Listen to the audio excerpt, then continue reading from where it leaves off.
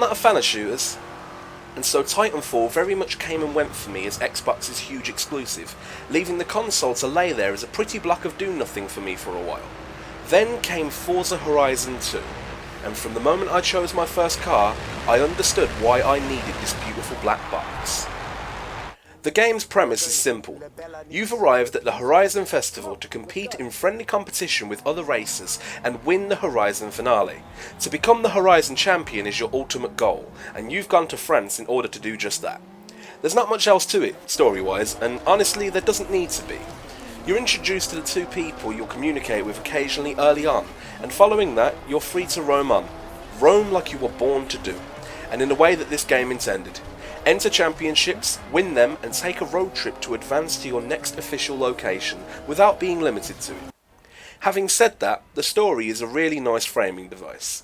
I appreciate the effort they've put into the few cutscenes with the characters, and whilst it may not be a masterpiece of Shakespearean proportions, it's entirely adequate for what I imagine Turn 10 and Playground Games wish to achieve. The aforementioned is referred to as a Horizon solo. I'm a solo kind of guy, so I'm thankful they put the main meat of their efforts into that side of the game, but for those of you that want a bunch of friends exploring the world with you, you can certainly do just that. Each time you begin the game, you arrive at an online car meet, where you can see other people's cars, acquire their designs, try out the gas pedal to hear how it sounds, and, most importantly, begin events with specific people. The online services allow you to enter a free roam state of play or a more focused road trip, taking you from one location to a specific other location on the map, in a casual yet still competitive race to the destination. All in all, I felt that the game could satisfy whatever needs you had of an arcade-style racer, and the transition between solo play and multiplayer is relatively seamless and accessible from the menu at any time. I enjoy a good racing game, but I'm not one to take it too seriously. I certainly couldn't hang out with the gearheads over at the local garage discussing the impact of weight versus raw power. But I love the look of the Bugatti Veyron and can name it as my favourite car, and that's why Forza Horizon 2 met my needs perfectly. Forza Horizon 2 handles as well as its cars on easy difficulty, smoothly. Whilst some issues have frozen my game up from time to time, it has been a pleasure to win race after race. I ramped up the difficulty bit by bit for the sake of comparison, and I've no doubt veteran racers will have no real trouble with any of the varying degrees, but I myself felt at home breezing past the finish line and moving on to my next event.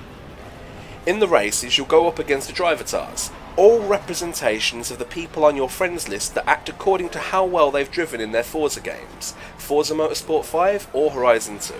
It also factors in the difficulty setting, but it's a cool feeling to beat an AI that's influenced by the attempts of your friends. The progression system is simple and clean. You gain experience from completing races, performing skills such as drafting, clean passing, getting air and wrecking all manner of objects lower on the totem pole than your beastly Z4, or other preferred vehicle. Levelling up nets you perk points to spend on permanent ability boosters, such as fast travel anywhere on the map. A handy one to have. Add on to that the traditional earn money, buy cars, upgrade and customise their model, and you have yourself a happy player on this end. The game offers various events in which you can spend your time aside from the many car-specific championships.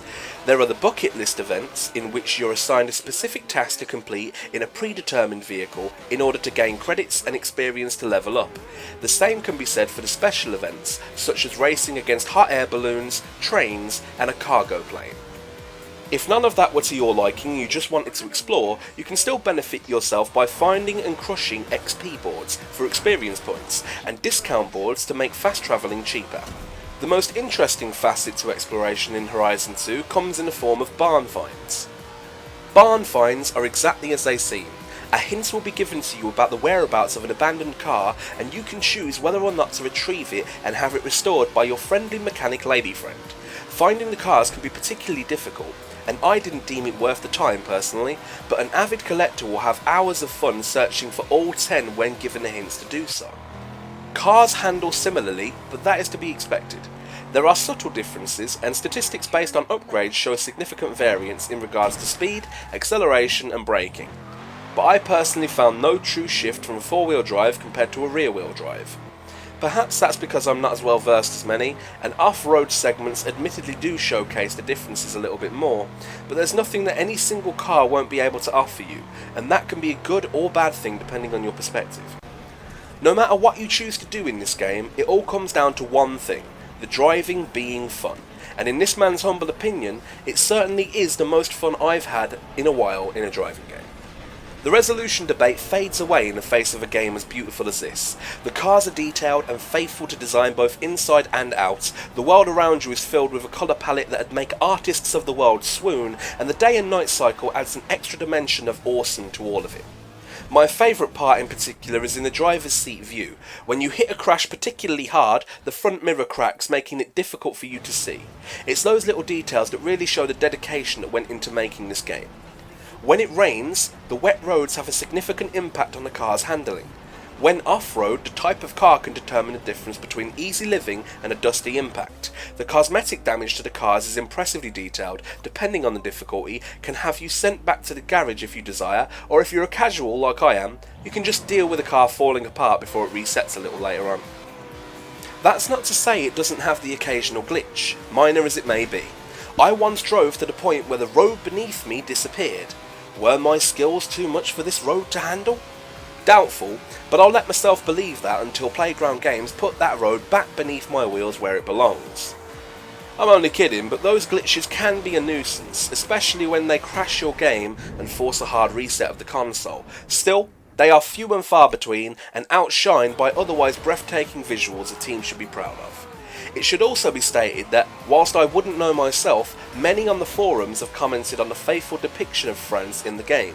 I appreciate an accurate representation of a real-life setting, with understandable compromises such as wider roads to accommodate the cars in the game, and it feels worthy of praise. I've spent the past 4 days doing mainly the main events, with a few other features in order to give you a thorough review. I've barely found any of the XP or discount boards, I've done 3 of the 30 bucket list items and haven't even experienced all of the championships, as I wanted to save the credits for my Bugatti Veyron. Some of you might want to reach the top level, unlock all of the perks and truly call yourself the Horizon champion, and whilst I don't share that view, I appreciate it being a viable option in the game. Add in the DLC content packs providing new cars, the ability to join clubs with friends online and discovery of all roads in the game, and you've got a lot on your hands. Rest assured, if you're a completionist, there's plenty for you to be obsessed with and it rarely gets dull. Getting online to showcase your cars, designing custom looks for your car, there's a boatload of stuff to do outside of the exploration, and if you want to slow it down a bit and try something new. Forza Horizon 2 brought me many a moment of joy, whether it was defeating a train in a fight to the death, or ploughing my favourite car into a tree in mid-air going 220 miles per hour. It was a fun fest of a festival. Short of having an engaging story, I'd be hard pressed to find an arcade racer with this level of freedom and dedication to the cars themselves, as well as the setting they're placed in. If your choices this holiday season are between Forza and any other legitimate racing game, Horizon 2 is the fit for the Xbox One owners, and I doubt you'll be disappointed.